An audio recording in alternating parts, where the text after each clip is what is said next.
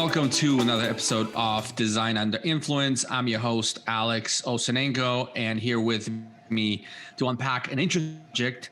Every subject is interesting, but today we spent a lot of time preparing for this one, and we're speaking about evaluating your future IT provider and how to do it, and we're going to dig deep into the subject. Here to help me unpack this is my friend and partner. It's me. Hey everyone, this is Boris Rapoport, CEO of Arc IT, and yeah, we're here to tell you how to figure out how good your next IT provider is going to be and how to choose the right one for your firm. So stay tuned. Yeah, and obviously you and I need to listen to a podcast about transitions. But hey, let's get into the subject without too much extra information that may not be necessary for our viewers and our listeners.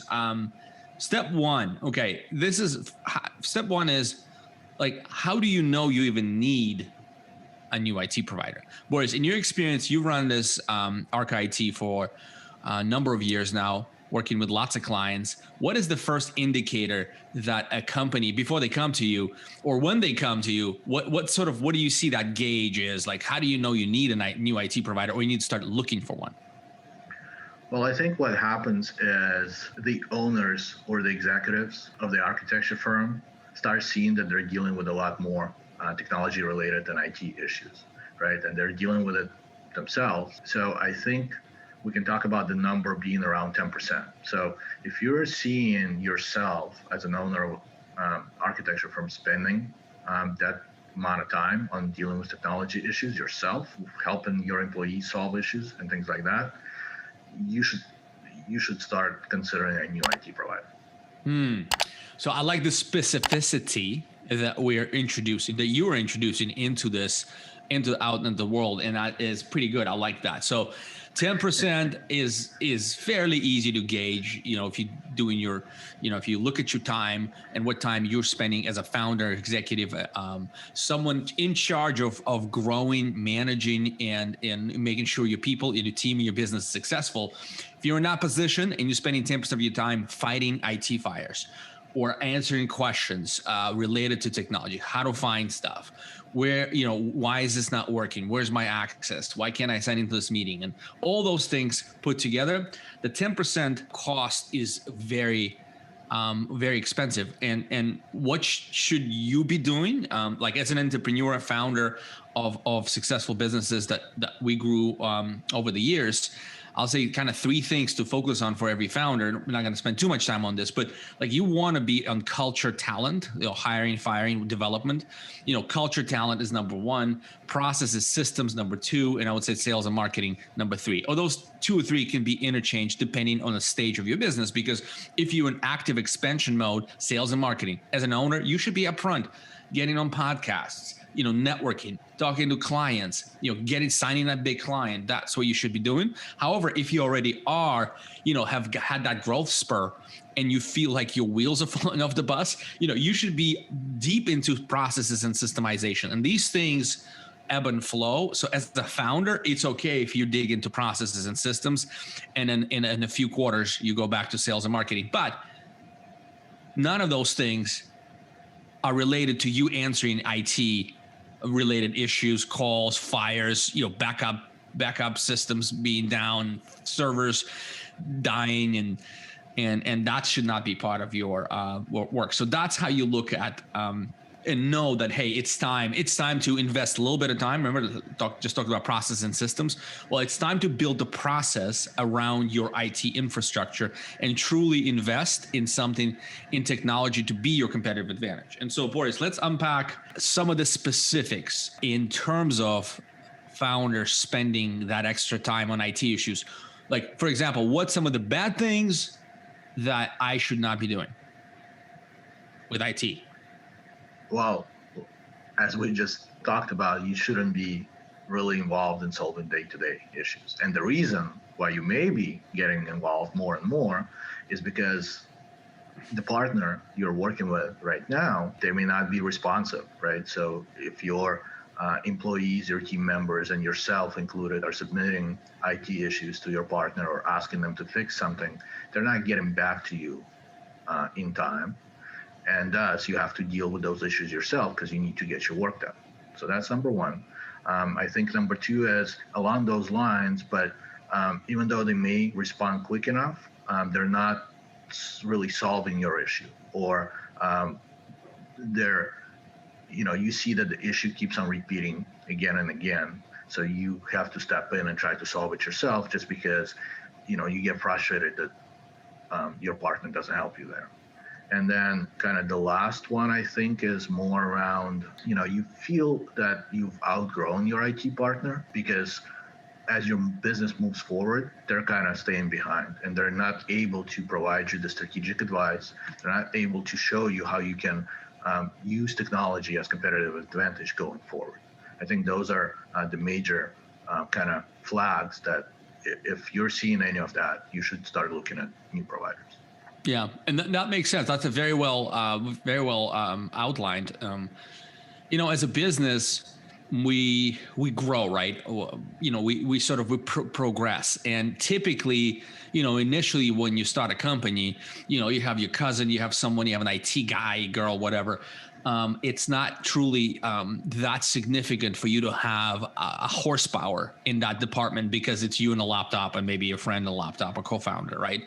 And that's what you guys bang away, creating beautiful things. Now, as you grow and reach, 6, 7 people, 9 people, things begin to really sort of shake up for you. And if that IT partner is not grown with you, which is very typical because that's sort of you got to look at it from a perspective of your IT partner as well. Like that's their focus, their business is maybe serving smaller clients. It maybe is different industry. We'll talk about industry in just a minute, but so what Boris just said, look at those things and be honest with yourself. Like, am I just trying to make something work that is not going to work? Like that, my partner is not been a fit for us for the last 2 years. I'm just trying to jam this thing in. So it all comes down to this very basic metric. Are you spending more than 10% of your time or 10% of your time? You should not be spending any time on fixing IT issues. It should be all strategic, right? So those are the things to look at. Now, let's talk about evaluation itself. What's the first thing, Boris? What's the first thing an architecture, engineering, or design firm should start looking at when it finally clicks? Like, okay, we need a better partner. Step one. Well, step one, I think we all will agree with this, is this new partner focused on our industry, right? Does this partner help architects and engineers, or do they just work with anybody they can get their hands on? Lawyers, accountants, and you name it, manufacturing companies, and so on and so on. And there are some specific reasons for why, right? You want a partner who understands your technology and your tools, so that way they can anticipate certain issues that they see in your environment, come to you, talk to you about those, and get those solved once and for all. Also, if they know your tools, they can solve your issues quickly, as we talked about, like so you don't get frustrated that your issues are not being solved. And also, they can provide that strategic guidance for you to go forward because they know your business. They deal with companies just like yours, and they see what's going on at your other peers, right? That brings us to a topic even kind of deeper where they can implement certain processes around technology that they see your peers are doing to help you move your business forward. And then I think lastly, but also very important, is usually they're very involved in your community, and in this case specifically in the AEC community. They know a lot of other service providers that can help your business. So if you're looking for, a marketing company that's really good, they can refer you. If you need the help of an attorney, they can find an attorney that also works specifically with architecture firms, or an insurance provider that can help you get your liability insurance and so on, and maybe save you some money there as well. So I think first things first, look at a company that works with your industry or focuses specifically on your industry. Yeah. Very, very good. Very well said. And in my business life, I've run businesses in the past that were vertically integrated, basically focused on a particular industry, and in the marketing, in my past life, when I ran a marketing company, was only working with property management companies, only with residential property management companies, only with fee-based residential property management companies. And we did a really good job for those folks. We didn't take on real estate agents. We didn't take on commercial property managers, not to mention manufacturing, hubcap sales company, or plumbing services, or like whatever, or we, and so this is true for ways to build your own business, stay focused, because you're probably not designing everything on earth, right? You have a specific focus, and you want your IT partner to have that focus. And I think that what Boris, you explained, is very important. I want to sort of maybe bring it all together and say, just how we say in Silicon Valley, it's a tech stack, right? It's all about your tech stack, meaning what tools do you have in place that help you solve business issues and move your business forward. And your tech stack and your IT partner that is industry focused will do a couple of things. Number one, they already know your tech stack, so they're not wasting your time learning all the design tools, how they interact together, your communication strategies, your communication tools, how you work with clients. They know all that. So that tech stack, they understand. And the second aspect is knowing the tech stack is one, and helping optimize the tech stack is number two, because they've seen, and Boris already pointed out, but bringing it together, that provider has seen many different iterations and combinations of how that technology is used in other firms like yours. So you get the benefit of that knowledge to bring it all together. Not to mention, as Boris said, a company like ours, for example, we're deeply involved in the community, networking, and we know and have worked with professionals that we can recommend. So those are the pluses. Now, I would recommend personally, as someone who's evaluated technology providers for many years, for my own businesses, I would say pick top 2 or 3 companies that tick those boxes we just mentioned. Okay, that's important. And then I'd say start working on proposals. Boris, any insight on, like, from an IT company founder, CEO, what's some of the things you can talk us through to get a proposal from an IT company? Well, when you're in communication with a future IT provider or potential IT provider, and you're in that stage where you're trying to understand how they do things, and asking for a proposal is the first step. And you want to be focused and look for a couple of things, right? Are they responsive to you when they're coming back with a proposal, or does it take them weeks to get something done for you or make a change that you're asking about? That's very important. That kind of shows the company culture, and it goes from the top all the way to the bottom, right? So if the salespeople that are working with you, or the founder of the IT company that's working with you on this proposal, is not responsive to you, most likely their service people are not going to be just as unresponsive, right? So that's the first kind of thing to look at. And second is, are they asking questions about your business? Are they looking for specific things that may make you different, so they can understand your business fully? Right? Because even though we're only focused on one industry, each firm we work with is a little bit different, and we want to know those differences, how they market themselves, how they look at themselves, what kind of culture is inside that company. It's very important to us as a service provider to integrate really nicely with you as a partner. So if your IT firm or potential IT firm is asking those questions, that's a very good sign. Got it. I would just mention one here is what Boris said. I call this like the depth of discovery, right? Do they care? And are they responding quickly enough? Do you find yourself listening a lot to do basically how good the company is, or is the company asking you a lot of questions about your business?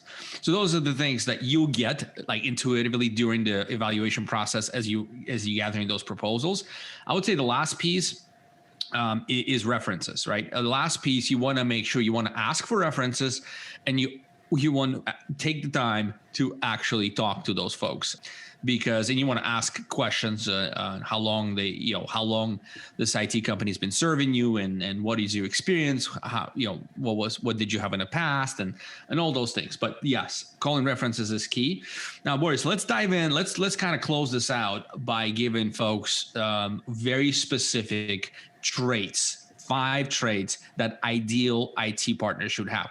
Now, our audience, folks who are listening already have 2-3 proposals sitting on the desk. They're kind of know who they're going to go with, because during the proposal process, if you follow what we've sort of described, follow that process, you should have a provider sort of picked out. But here are the 5 traits you need to have in your ideal provider. Boris, hit us with number 1. So number 1 would be is you want to understand where their support people are located. And when I say that, that's it's geographic location, but we're basically want to make sure that it's within US based versus outsourced. For sure. That's just simple enough, right? Yeah. I want it to be a little more, I guess, politically. I don't know what I was trying to do. So you were trying to be nice. The point is US based or outsourced. Typically, this is some really great outsourced, services that you can get. But typically, this level of talent, the level of talent and experience requires to fix business critical issues, I would be cautious if your IT provider outsourcing their support, their frontline support. It's tough, but it needs to be said. That's the camp we're in, and we think that's the right thing to do, is have a US based service people, right? Yeah. So, and I'll add to that. It's not just whether they can solve your issues, but usually what happens is IT providers outsource the service desk function to another bigger firm overseas. So what happens is your IT provider is one of thousands of other IT providers that they work with. So to make sure that that person who's going to pick up the phone actually knows your company and knows who you are is practically impossible. That's the advantage of having a firm that has their support people in the U.S. and usually these are full-time employees or contractors of that IT provider. So they provide training and also intimate knowledge of your environment, and at the same time they've probably talked on the phone with you a few times already, right? So if they're providing support to you, they know your people. So that's the advantage there, right? It's not necessarily that offsite support is bad, is the fact that they just don't have the knowledge that a smaller US-based firm can have. Wow, I think this is probably the biggest takeaway out of this particular episode. I'm personally kind of feeling that way. That's really, really good. I didn't understand the intimacy of the specific IT industry and how it works. So that's really good. So your company needs to be focused on your industry, and their support people need to be their own. Basically, that's what you're saying. It could be outsourced, it could be insourced, whatever, but they need to be their own employees, trained in understanding architecture, design, engineering businesses. Okay, very, very good. Next. So next is you want to understand what the service level agreements are, or just put it plainly, like how fast is your prospective IT provider going to respond to you, right? And they should have this in writing.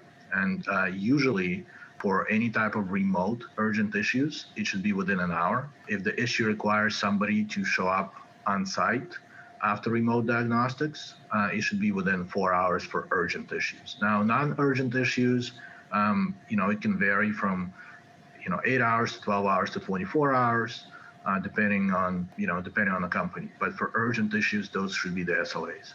And similarly, for after hours support, it should be close to that. Maybe 2 hours for remote, issue resolution after hours and on weekends, and still, 4 to 6 hours for on-site during those times as well. So ask about what are the SLAs and what the company is going to promise you in terms of response time. Gotcha. So that was number 2. Hit us number 3. Number 3 is, is technology strategy included in the service, right? Am I going to pay extra for having, discussions with a virtual CIO or is that part of the service and part of the offering? You want to make sure that there is a strategic component as part of the offering, and you also want to ask about specific deliverables of that component, right? One of the things that a good or an ideal IT provider should have is once they bring you aboard, there should be a technology assessment that's done, and from that assessment, a IT roadmap should be created. It could be a 1-year roadmap, it could be a 2-year roadmap, it could be a 3-year roadmap. That depends on the provider. But there should be a roadmap where items are listed in chronological order of how they're going to be implemented. They're reviewed with you for your input. The company works with you to get those things from, strategy implemented into your business. Gotcha. So that's number 3. Is strategy included? Number 4. Hit us number 4. It's part of that strategic offering, but is there a proactive, review process of business review and also service review, right? Does your IT provider have a process for regularly meeting with you, whether it's on monthly basis or quarterly basis, and reviewing your business, and also providing you updates and providing you stats and information that you may be interested in to help you with the strategy, like giving you ticket counts and what type of issues in the last 3 months, what were the most impactful issues, or who had what type of issues created the most tickets. So then you can both look at it and say, look, yeah, it seems like because of this, we've had a lot of these tickets. Maybe we need to, an upgraded piece of software or use different hardware to make sure that going forward, those issues become minimal. Yeah. So that's very good. So number 3 is like, hey, is there a strategic roadmap? And number 4 is there a plan to actually oversee the strategic roadmap being executed, as well as deal with tactical issues as a partner? And I'll take number 5. And number 5 to me is important, is like, do the IT provider I'm looking at, service clients like me, which could mean many things, right? It could be number of people I have. It could be the ambition of my company. I'm looking to grow, or no, I'm at the stage where I just need to stabilize the business. In either case, you want to have, or you want to know if your IT partner services clients like me. And this is where we could go back to references. And this is where you need to ask this question. Hey, do you have clients similar to me? And then, hey, can I give them a call? And those are the things. I think that's the 5th. And I think that's a very important trait. If that IT provider ticks all the 5 boxes, let me just to finish this out, let me just kind of put them all together. Where's the support workforce located? And is it actual companies, employees, or are they outsourcing support desk? Number 2, service level agreements, right? Response times, after hours response times, those things need to be, as Boris mentioned, need to be detailed out. Number 3, strategy included. Number 4 is ongoing measurement or management of the strategy included, right? Whatever. And the last thing is, do they work with clients like me? Meaning my industry, my size, more or less my ambition, those kinds of things. So those are the 5 things. Hopefully this was an informative session for you. And look, if you would be honored to be one of the top 2-3 companies you're looking at for your architecture, design, and engineering firm, if that's what you want to do, give us a call, or just go to getarchit.com and click either work with us or free consultation. We're testing different things. Boris, any parting words of wisdom?